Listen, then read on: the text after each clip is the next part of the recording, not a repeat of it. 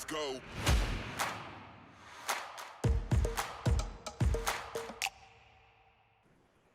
Hello, everyone, and welcome to the Adjusted for Risk podcast from the shores of Lake Tahoe. I'm really excited for today's episode. It includes two fantastic guests who are veterans of the show. And each one of the previous episodes have been fun, insightful. I've learned a lot, and I think our viewers have learned a lot also. And I have no doubt this one will be the same. Wealth managers have a plethora of investment options and vehicles to choose from to offer their clients, whether that's interval funds, ETFs, direct indexing, hedge funds, model portfolios, separately managed accounts, or as we know them as SMAs. SMAs, they're not a new vehicle as they started back in the 1970s. However, once earmarked for institutions and then the ultra high net worth individuals, SMAs are now becoming more accessible to retail investors. We're going to dig a little bit deeper into SMA trends. Where do you start if you want to get into SMAs or offer them to your clients? Some of the obstacles and how to solve those obstacles in today's episode. But first, today's episode is sponsored by the award-winning Zephyr, which helps advisors, wealth managers, financial analysts, and investment professionals make more informed investment decisions. So I'd like to welcome Landon Jones and Ethan Dunbar of Revisor back on the show. Landon is the founder and president of Revisor, while Ethan is the chief investment officer. So now enough from me. Let's go on to the stars of the show. So Landon, let's start with you. As I mentioned at the top, the use of SMAs has grown. In fact, according to the PSN SMA database, assets under management within SMAs have grown over 26% since 2018. So Landon, is this growth sustainable and why has the growth in SMAs spiked? Yeah, I think it's sustainable, and I think that trend is going to continue and actually speed up. And here's why. With technology advancing like fractional share purchase capabilities, it just is so much easier now to get a portfolio of individual stocks or bonds, compared to years ago before some of these things were available.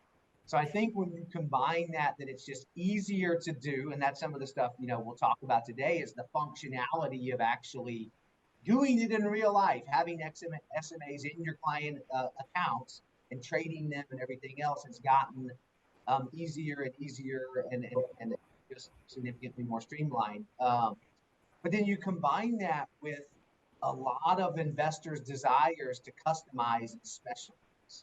So, for example, they might want a faith-based type of a tilt with their portfolio, or they might want.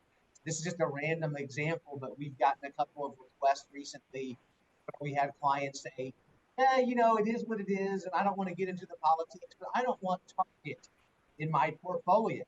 And we go, "Okay, well, we can in the SMA world with our technological infrastructure." We can solve that problem. We could just exclude that sector very easily. And it allows this really, really custom, awesome experience for the end investor. They directly own all their securities and they've got what they want. And we can't request Vanguard and BlackRock to remove those positions from an ETF or a mutual fund. They're not going to listen to it, right? So that was a long answer, but I think the trend is going to continue to grow. I think it's a negative for the mutual fund or ETF industry because I think they're going to continue to slowly see outflows into the SMA space. But I'm sure they will develop SMAs and be in that game as well, right? But I think that's the trend for sure and going to speed up.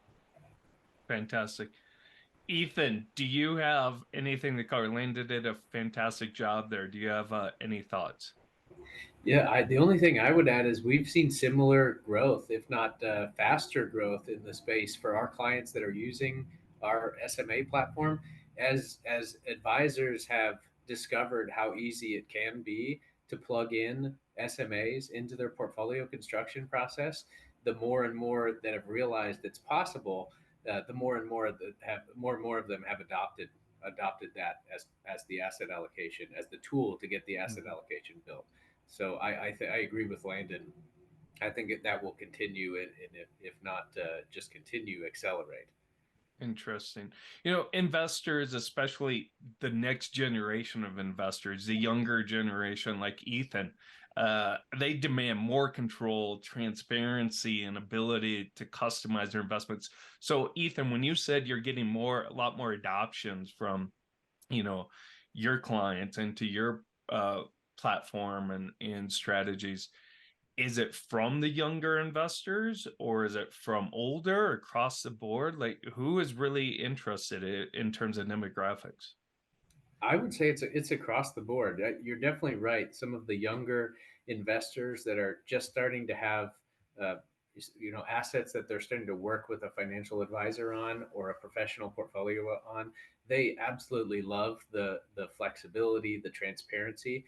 But that's not restricted to that age group. I don't believe. I've seen it across the board, for all different types of investors. Interesting. That's good to know. Usually with SMAs, one of the first things people talk about are the tax efficiencies that come with SMAs. So you think of older clients, right, that are in their peak years of earnings and wanting to focus on limiting their tax exposure. So fantastic. So, you know, I don't care what industry you are in, offering an exceptional client experience is so important. How do SMAs help enhance that client experience? Start with you, Landon. Yeah, so lots of man, we could talk about that for 3 hours. But that, I mean, it's a it's a great question, and I everything from our, the previous answer where I was talking about customization. That's one of the things that they like. Um, the average investor, when because I'm still a part-time advisor, I'm still working with client base here in Northeast Ohio.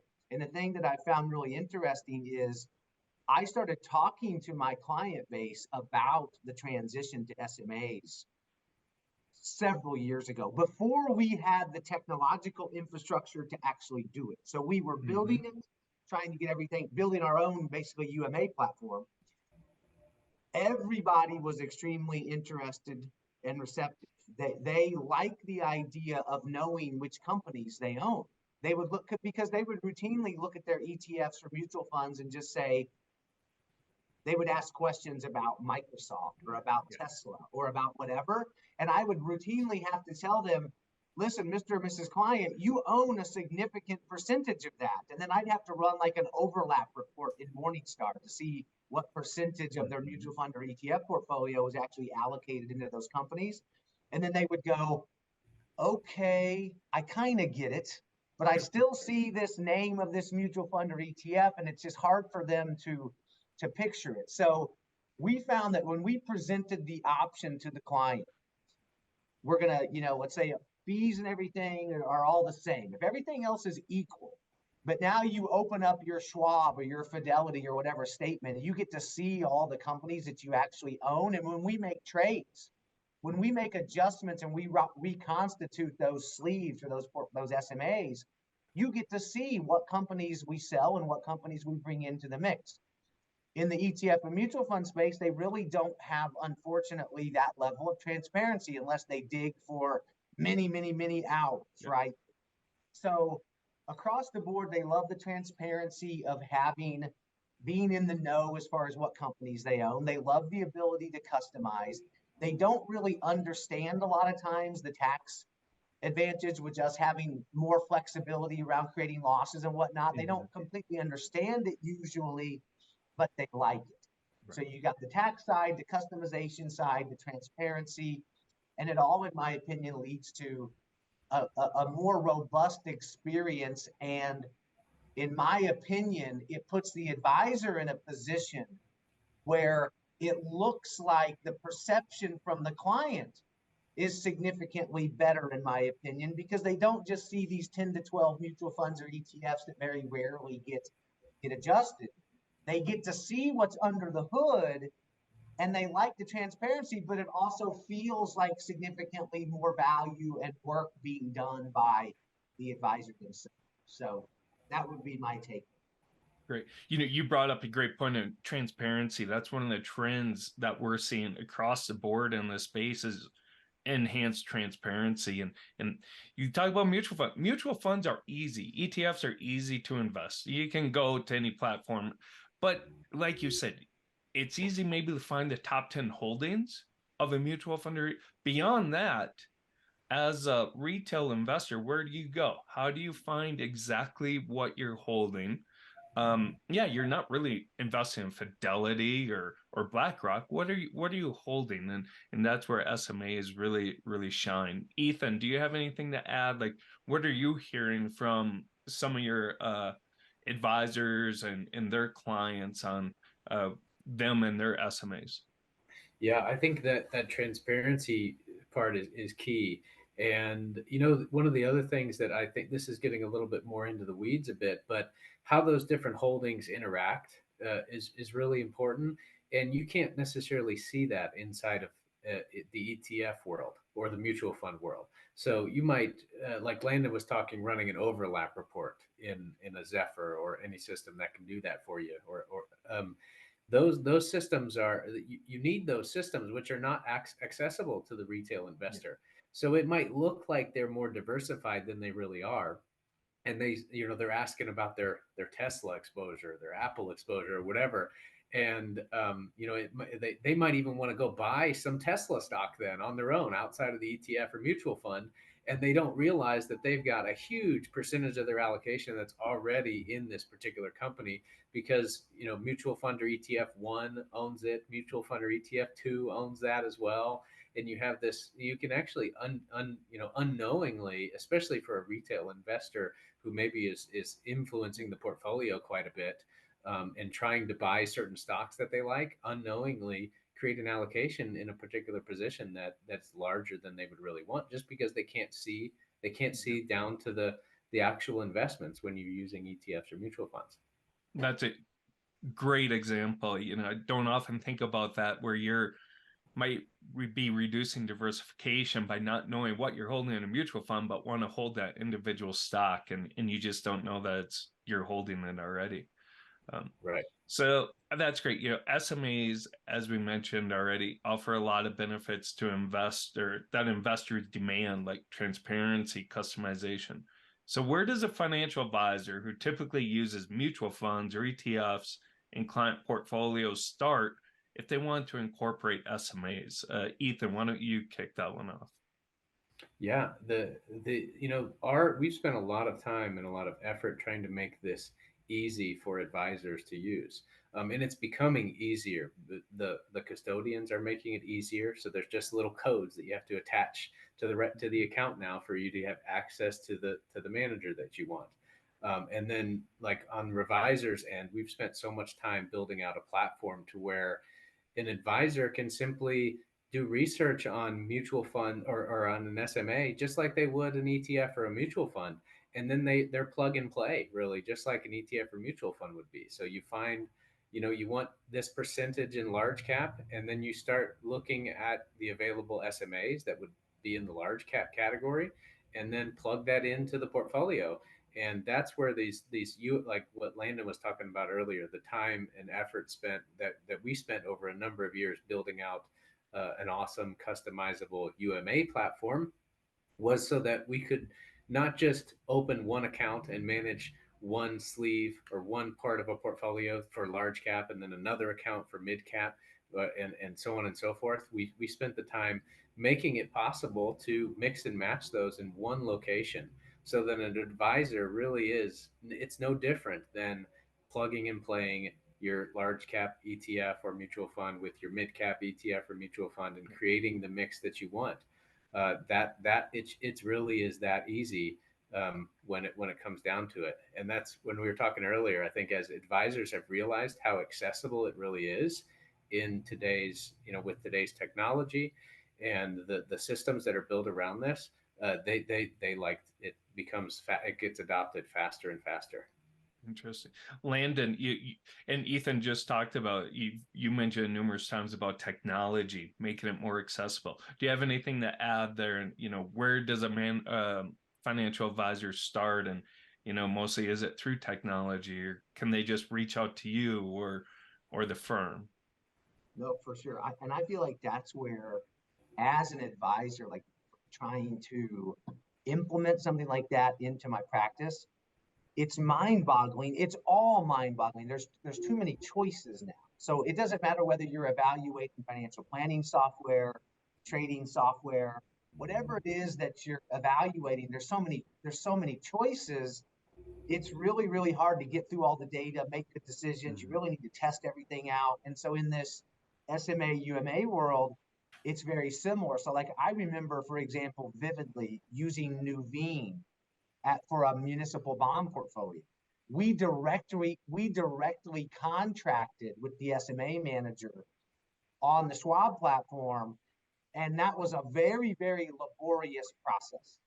It was really, really, we needed to do it, so we did what we needed to do for the client, but it was a lot of work to directly contract with the SMA manager and get the account funded and just everything that needed to be done. It was a lot. So then, we evolved into this world where we have these awesome UMA platforms.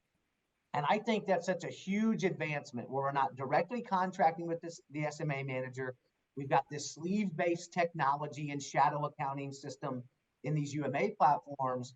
And that gives us the ability to do research on the SMAs, put together an allocation model composed of SMA managers, and simplify that whole process. And as you remember, we don't have to open up one account per manager anymore. UMA platform solved that problem of having to open up so many accounts just to get exposure to each of the SMA managers. So what I consider what we've done, I'm biased obviously, but I feel like we've brought the next wave of technology into the space, which is simplifying it further. So what happens now is if you have a really nice UMA platform, it's so much better than the past of getting an SMA, delivered to the client. But you still have to sit there and do a lot of work yourself and put stuff together that takes a lot of time and energy. And to be honest, it requires a lot of logistical skill to keep everything together on your platform. So what we really did to advance that and simplify it is we have RIAs, for example, that will pick, a set of models, SMA models. And they're simple. They just go, I'm going to pick one of those, 10 models for every single one of my client accounts. One of those models is going to apply. We build that allocation model. They pick one of the 10 and they move on. But we have a lot of those same advisors will have specific use cases or specific clients. And for some more, let's say, analytical advisors, more of an engineering mind, some of them want to do what I'm about to describe with most of their households. They want to call our trading team and say, look, you've got these 150 different SMA sleeves. You've got all of these sleeves. You've got all of this stuff. I don't want just one of those generic models that you've already put together. I want to make this a little bit more complicated and put a little bit more time and energy into it. And they sit and talk with our team, and in 5 minutes, the allocation is built out exactly the way they want it. They want to exclude the financial sector from this particular client's portfolio. They want to exclude Target from this, and they want a biblically responsible portfolio for this client. We're able to take and get them exactly what they want with full transparency at a low cost in a very short amount of time, with them not having to be a technician and learn how to use software. So we've basically taken the responsibility of using the software. And we go, listen, advisor, call us. I know that's old fashioned to call somebody instead of submitting a ticket, but it's crazy because that ended up becoming the key. Was we can remove you from that process of trying to be a technician and run UMA software, but you do have to pick up the phone and call us. And in 5 minutes, we'll be done. You're good to go. You can move on with your day. And it's been a beautiful influence. It's amazing what a telephone will do. It is. Right? We got to go, instead of all, Teams and Messenger and text, pick up the phone. pick up. I have two sons. They're 18 and 16, and I joke with them with their phones. I say, hey guys, this is not just a texting advice. You can actually hear people talk through the other end because they never pick up my calls. If I text them, they respond. If I call them, goes to voicemail. They haven't even set up the voicemail on their cell phone. It says this caller has never set up voicemail. I'm like, you boys, killing.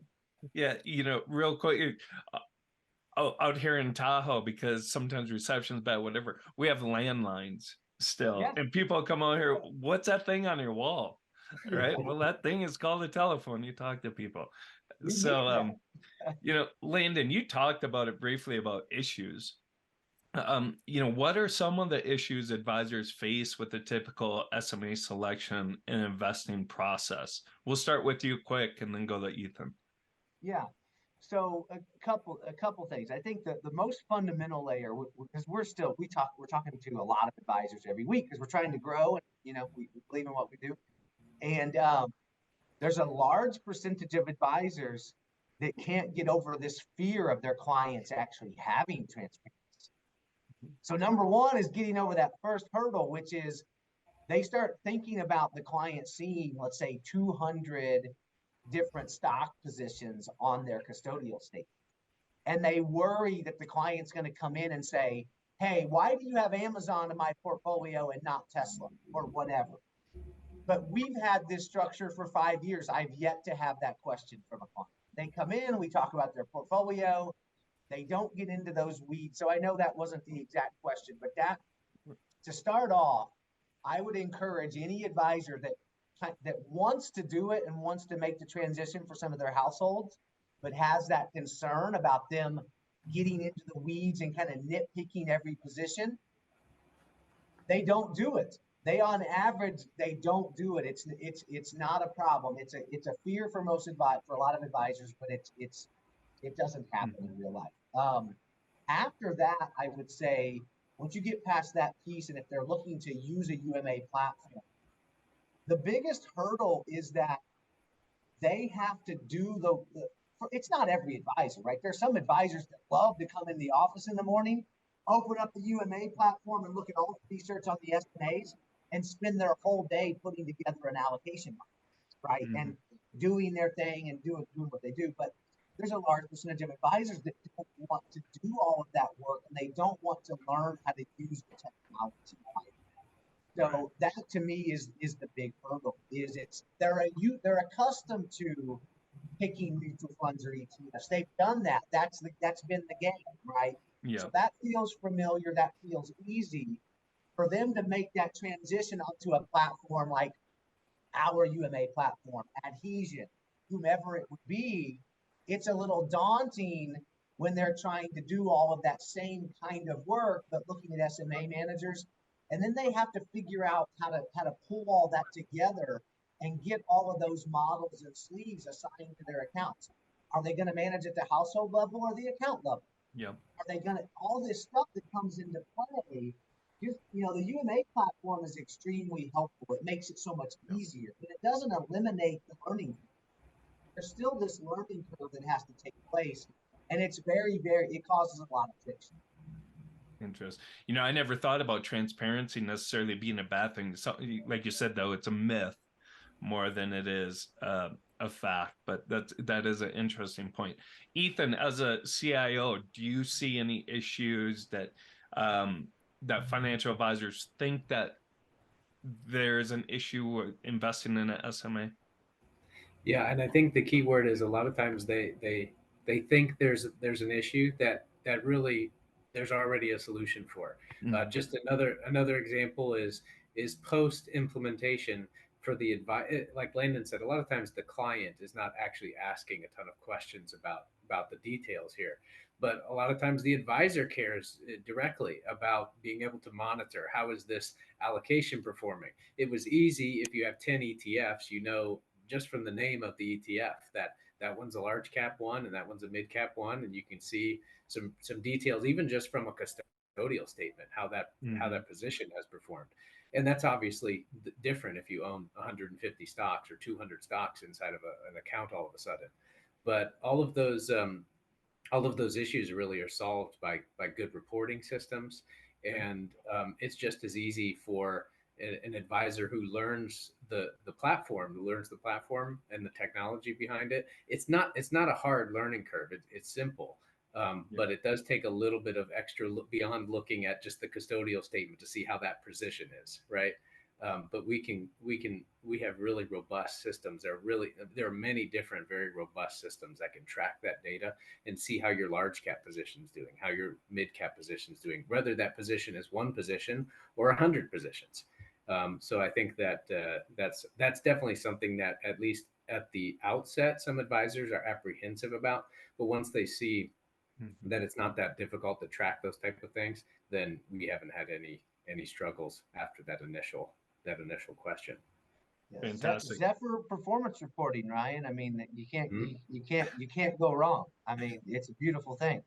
Exactly. Reporting is so important. You're exactly right. And it kind of leads me into my next question. You guys answered it. First, Landon, you answered it in terms of UMAs, right? The evolution of UMAs help solve some of these issues. Landon, you said, really focus on comprehensive reporting and make sure that reporting is correct and easy to read. How does Revisor help solve some of those issues that maybe we haven't mentioned? Yeah. So it's so simple that I use the phone example. That's going to come back into play into this answer. So we struggled a lot at the beginning of all this when we first launched. We first started. It took us forever to just get our first RIA client, right? We launched into the space. This is not an easy providing services to RIAs is there's a big barrier to entry Mm-hmm. for many reasons. But once we finally got there and we started working with our first few RIAs, 5 or 6 years ago, um, we started to actually have to actually communicate with them and take trading instructions and do all of these things. And we had built out this little portal, is what we called it. And we built out this little portal where we wanted them to submit forms to us. And we had it all mapped out. And these forms were beautiful, man. Like they were beautiful. They were so detailed that, hey, advisor, pick your model from a drop down. Tell us what restrictions you have. Tell us if you want tax management overlay services on these accounts, all of this stuff. And it seemed so great. But what happened was, number one, the advisors didn't want to fill out the form. Number two, when they did fill it out, they filled it out incorrectly 98% of the time. They didn't provide correct data because it was too complex. It's Yep. not because they're not smart, they're extremely intelligent. It's that we missed that it's not quite that easy. So we ended up patiently kind of going around in circles, and we just continued to work with the firms we were working with. And we would tell them, we say, look, we're trying to do this in a much better way. Bear with us, and we're going to work with you. We're going to make this work. And this is what the outcome was. The outcome became they fill out the model marketplace application, custodial bank. They list our 8-digit code on that account statement. As soon as those accounts are opened, we get a data feed. Those accounts come into our system, right? And then we call them. That's how we simplified it. That we simplified the process of getting those accounts onboarded onto a platform and not requiring them to learn how to use new software. That was the key. Because what happened, I think in the space is most of the UMA providers are really software vendors, right? They're software vendors, and then they've got SMAs inside this software system. So a lot of times they're selling software. That's their core, that's their core competency, if you will. That's the Yep. core, that's the big revenue. We're not a software vendor. So when we came in without having a software system to sell to make revenue, we just looked at it and said, hey, they don't need to learn how to operate our software. We can operate the software. All they have to do is put the right 8-digit code on the application, and as soon as the accounts get open, we get the notification, and we call them and say, what are we doing with this account? And we screen share. 3 minutes later, everything is done, and the disruption to them of learning the system, of having to fill out a form that's too detailed and all that stuff. We fill out the form on their behalf. So we're talking to them and we have to dot these I's and cross these T's. We have to figure out all of those details. And we need that form to be submitted internally for accuracy. But we don't need them to fill it out. It's not really even feasible for them to fill it out. So that's the long answer. But that's really the overview of what we did on our platform. Eliminate the need for them to operate the software and use a telephone to talk to us and communicate what needs to be done. And it reduces their time by about 10x. Right. It's a huge reduction in their time. Fantastic. All right, guys, that was a great conversation. Let's end it. We just have a couple more minutes left. Any fun stories, interesting news coming out, anything that you guys find interesting lately?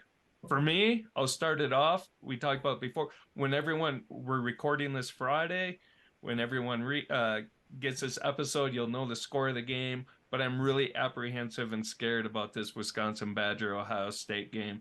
I just hope it's close. Maybe within 21, I'll think that's a win for the Badgers, but that's my fun story for the weekend.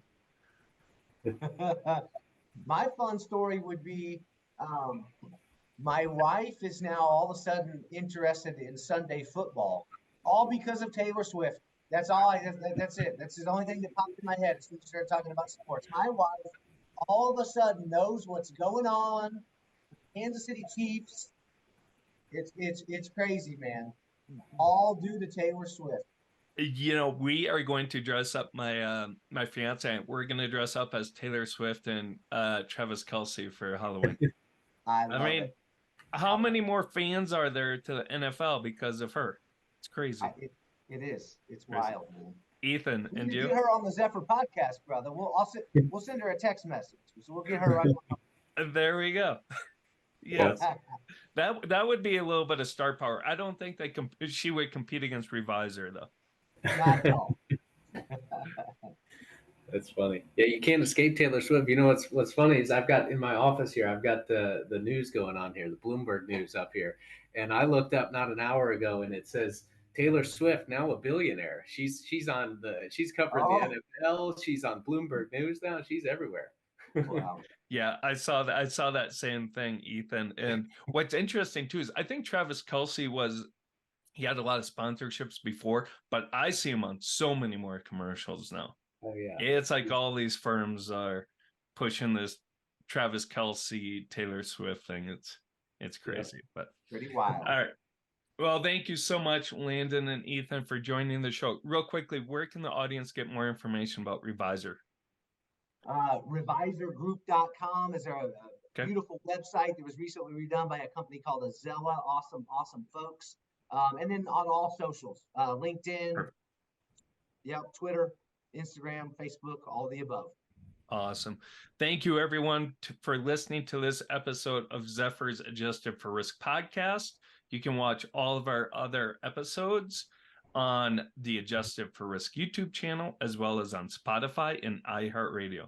Thank you very much and have a great rest of your week. Thanks, Ryan. Thanks, Ryan.